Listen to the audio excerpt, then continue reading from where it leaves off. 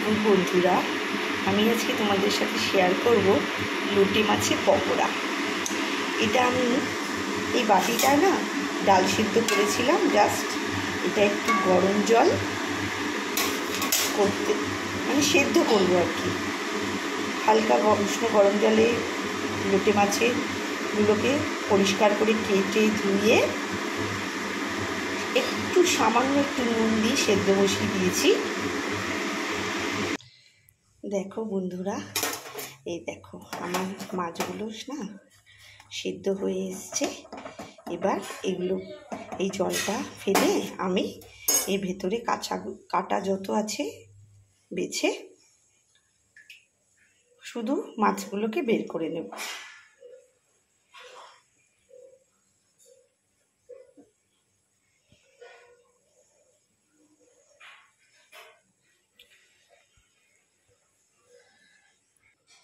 এখানে আমি পেঁয়াজ কুচি, রসুন কুচি, টমেটোটা অপশনাল, তোমরা দিলেও দিতে পারো, দিয়ে নিয়েছি।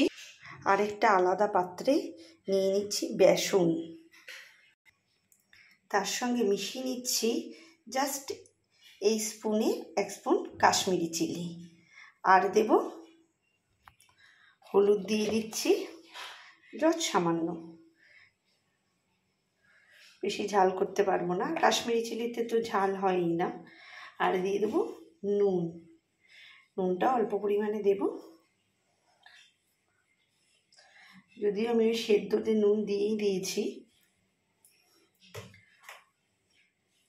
এবার এর মধ্যে এই কুচানো জিনিসগুলো দিয়ে দিলাম।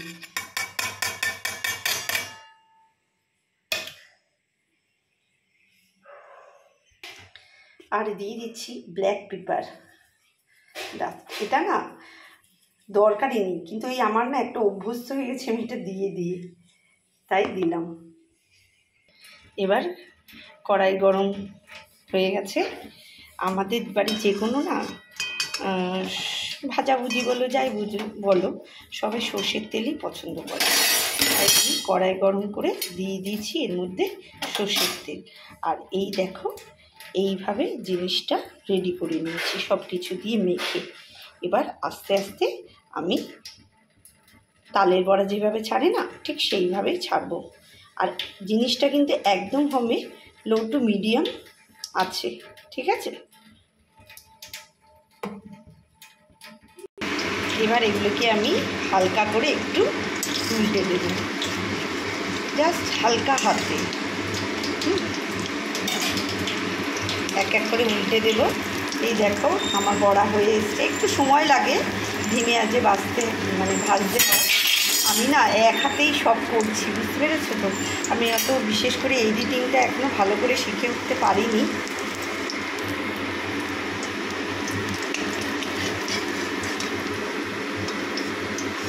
দাঁড়া, রেডি লোটে মাছের পকোড়া বলো, বড়া বলো, যে যেইভাবে বলো। এটাকে সন্ধেবেলা মুড়ির সঙ্গেও খেতে পারো, আইদার আমরা এখন স্টার্টার হিসাবে খাবো। কেমন লাগলো সবাই একটু জানিও, লাইক কমেন্ট শেয়ার করো, পাশে থেকো, এটাই রিকোয়েস্ট, শুধু তোমরা সবাই পাশে থেকো। টাটা।